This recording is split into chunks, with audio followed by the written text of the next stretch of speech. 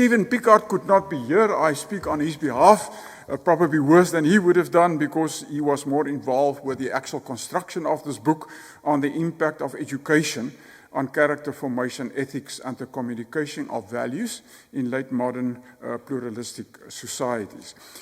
The moment one looks at the theme, one would obviously expect a book on education, because it is widely held that education, and in this specific book, school education at primary and secondary levels, play a crucial role in shaping society's future citizens. Education as a separate social system in contemporary late modern societies relates to all three of the Stände identified by Luther, family, church, and state, John, to which you referred earlier this morning. Most of first informal education, obviously we saw it in the beautiful presentation earlier about the brain development and the family. Informal education starts in the family, but there is a growing international and global movement to keep education in the family. Kind of homeschooling idea. In fact, where we live in Portugal, we've recently been joined by a number of families from Germany who moved there, and if you ask them, the reason is they say we would like to have the right to maintain the family as the primary educator of our children, even the academic side of that. For that, you can use the internet and other help.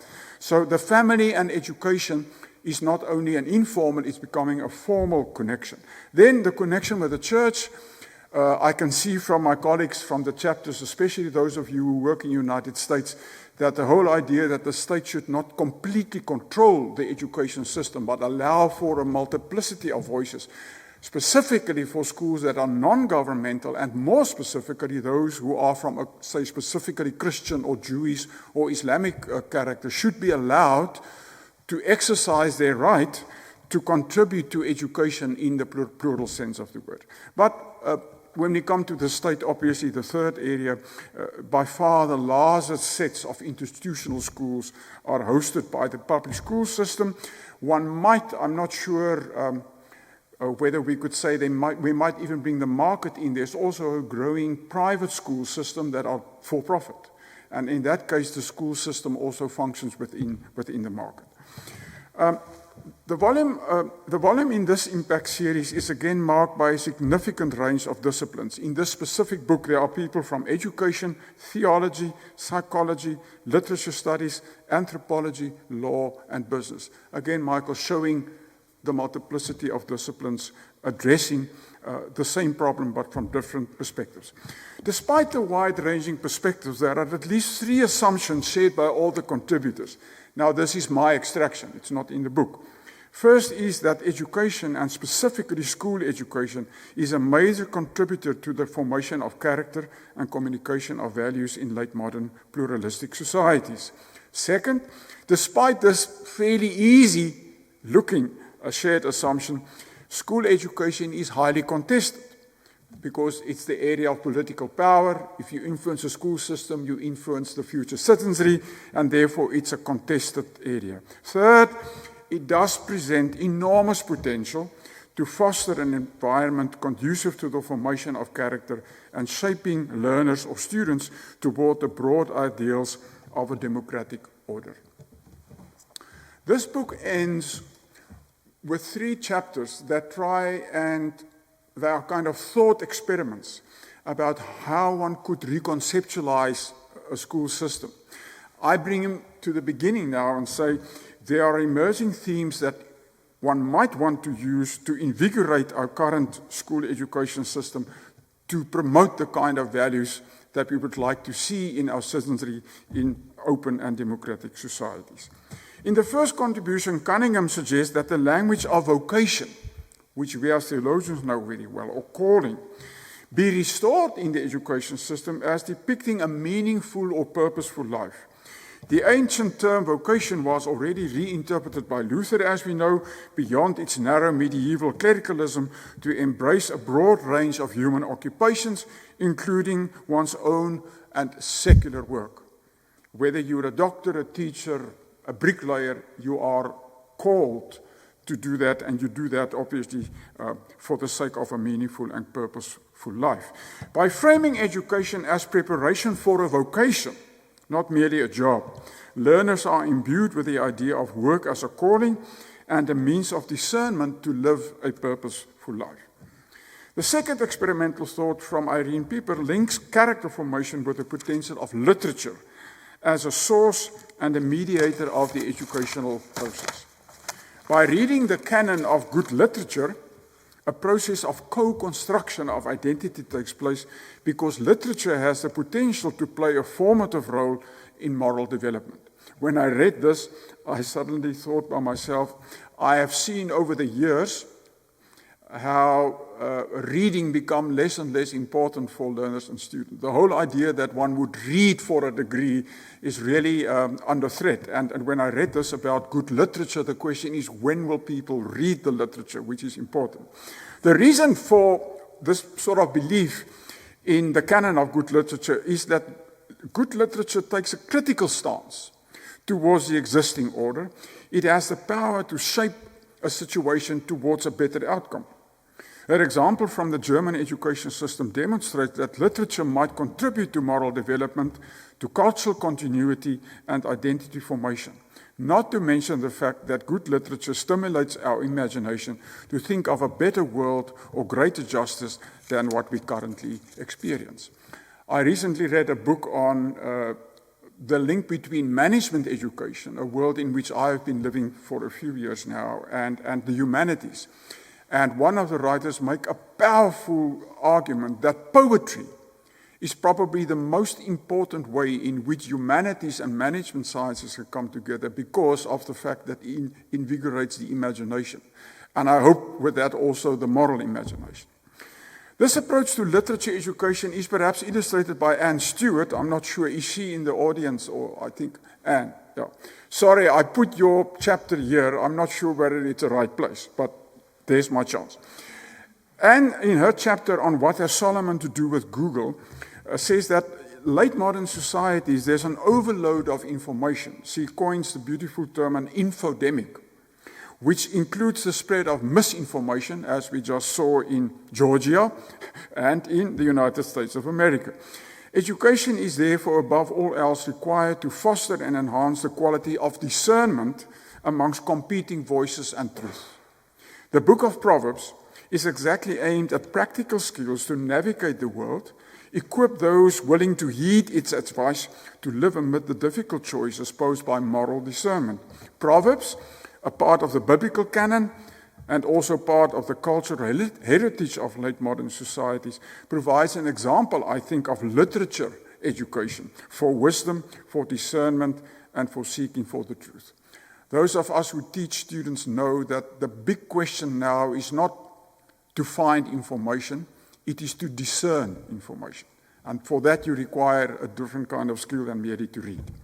A third interesting suggestion about reinvigorating comes from Darcia Narvies. I'm not sure I pronounced the name correctly. She draws a sharp distinction between a taker culture and a leaver culture.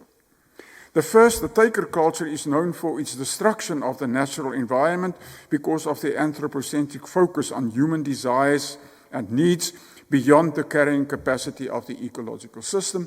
As we know, this is one of the great critiques of modern capitalism, that it has brought an anthropocentric focus on fulfillment of human needs without taking into account the price, as it were, of the environment. Moral education should therefore promote what she says a lever culture that fosters a nature-centered morality. For that, we might need to call on sustainable indigenous wisdoms, augmenting and critically questioning the current cultural and economic assumptions of our education philosophies. Taken together, these three proposals, reintegration or reinvigoration of the idea of vocatio or calling, literature as a base for education and moral formation, and also the idea of a nature-centered education, might help us to invigorate our system also in the moral sense of the word. Now I come to the second part of the book, and that is the question of contested spaces. I said earlier there are assumptions said. One is that specifically school education is absolutely essential, for the moral formation, and secondly, it is a contested area. And how this comes out is in the case studies. There are 5 case studies from 4 countries in this book, and each one of them illustrates in an interesting way different questions, although they all form part of what one can call late modern democracies. First, Heike Springhardt, who's also here today and will speak a bit more tomorrow, examines aspects of Germany's democratization after the Second World War. She highlights the role of education in shaping the national spirit of Germany in a time of significant transition. The comprehensive democratization process was fundamentally a re-education or pedagogic process. This is a very interesting observation. Democratization process after 1945 was in fact a re-education process, in which the church has played a key role. Religion is an important enabler of what Talcott Parsons called controlled institutional change. Religion is by its nature well positioned to provide answers to questions of meaning and purpose, and therefore provide some stabilizing continuity in the social systems, while at the same time playing a critical role against the anti-democratic and racist ideas like those prevalent in National Socialism. And may I say, Heike, when I read this, I also thought back on South Africa. May I remind the audience that South Africa only entered a truly modern, pluralist society on the 27th of April of 1994. I mean that in a formal sense. We never had an Enlightenment tradition behind us. We were a controlled, monocultural, oppressive society, and suddenly everything opens up. It's easy to say that. It's a very difficult re-education process to do that. I was at that stage involved in universities that were all white, and the next day we're open. How do you deal with that? It's a re-education process that I find very interesting. An interesting chapter by Joanne Reid from the school education in Australia, I find also very interesting, because they are trying to change the education system from an Anglo-Saxon colonization idea with its inherent form of racism towards a school system that acknowledges a pluralist society and that promotes democratic values. That is now in Australia. She makes the valid point that schooling may well be the only shared social institution that young people participate in prior to exercising their rights as citizens. This is a very interesting point. Where do the intersections take place? In the school system. This makes the curriculum of that school system all the more important. Australia is faced with a major task to engage in the decolonization of the curriculum for the sake of educating the next generation of young Australians who then can find their place in a pluralistic democracy built on sound values like civility and human respect. Turning to the United States of America, two of the case studies was written by John Witter and Ashley Berner. They recognize the influence of school education on character formation as more overt and more visible than might be the case for other social systems like law and politics, because education is about inter alia, the shaping of character. The question of who should rule and govern the education system is an important point of contestation in the United States of America. In the political economy book, there was a whole chapter on the Constitution and the question of funding of private schools by the state in the strict separation of state and church. I will, I think, just after this session, refer to that. The reason for this is the diminished place of religion in school and universities, therefore foregoing the inherent usefulness of religious values in helping to shape the character and outlook of young people preparing to take their place in an open democratic society. With regards to the notion of pluralism in education, Robert Hefner uses the work of Charles Taylor and John Rawls on the issue of constructing overlapping consensus despite a plural outlook of values in one society. Such consensus or overlapping consensus is critical for civic coexistence and the public good. He warns against the political instrumentalization of education for narrow ideological purposes, and he defends, in his case, the contribution of Christianity towards the inculcation of genuinely civil habits of the heart, which forms part of the modern values of democratic societies. Then the last case study is on the Asian perspective. I found it very interesting to read. Chung Hong Baik discusses the impacts of the Korean education system on character formation. Baik notes that Korea places a very high value on student achievement. I just yesterday saw the results of the latest science and mathematics global survey on students' knowledge, and Korea is always amongst the top 4 or 5.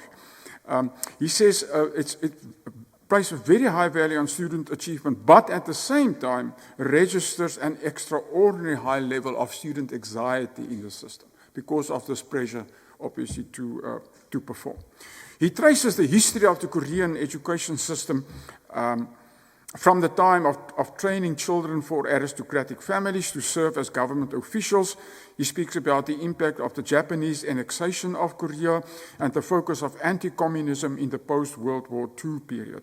The Korean education system is grounded in meritocracy, and the roots of the anxiety notable in the system may be explained from a culture of success and competition. And then he makes the interesting point that perhaps one should look at Confucianism, where there's an emphasis on shaping of character and the well-being of society as a whole, and not necessarily the achievement of individuals. I come to the last part of this book. It's not the last chapter, but it's about measuring moral development via psychological testing. And the earlier presentation on the moral formation of children is exactly what is discussed in this chapter. Joachim Funke's chapter on character formation from a psychological point of view might be the right point to close discussion on the education volume. He examines psychological studies of character formation and values, and specifically the attempts to measure the maturity of character or stage of moral development. He views the psychology developmental approach from Jean Piaget and later interpreted by Lawrence Kohlberg. Most of us who teach ethics in management education uses Kohlberg's idea of pre-conventional, conventional, and post-conventional morality based on the idea of a kind of linear development. As the brain develops from concrete to more abstract, it is possible then to make higher level moral decisions. According to Funke, moral attitudes do not develop in the same way as cognition and language, and it's a much more complex process, not particularly accessible to psychological measurement. So he's not confident that one could develop, for instance, a psychological assessment.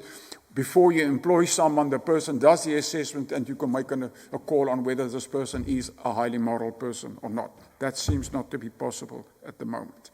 If I may close, having read the book and thinking about it, I think there are 2 shortcomings in the book, which if we would have, Michael, a chance to work beyond tomorrow, I would think the question of artificial intelligence on education has been so significant and moving so fast that by the time when this book was written, it was perhaps not that much in the forefront. AI, in whatever form you want to say it, is not only relevant to education in the transmission of knowledge. That was the beginning. You simply need, during COVID, a kind of IT system, a digital system, to which you can transmit knowledge. We've now reached a stage where the creation of knowledge can be done with big databases. You can ask students to write assignments, and they produce something very quickly. And then what is crucial for education is we sit now with AI and the problem of assessment of education. So these are deep questions that will affect not only universities, but also the school systems. I then end to say the question in this book actually is, what is the ultimate purpose of education in a late modern pluralistic society? And it seems to me that the authors do agree that it's not only about transmitting of knowledge or the learning of skills, but actually the growing of attitudes and discernments so that future citizens are capable and can act with wisdom to navigate the world in all its complexity, to find zin or purpose for themselves. Thank you very much.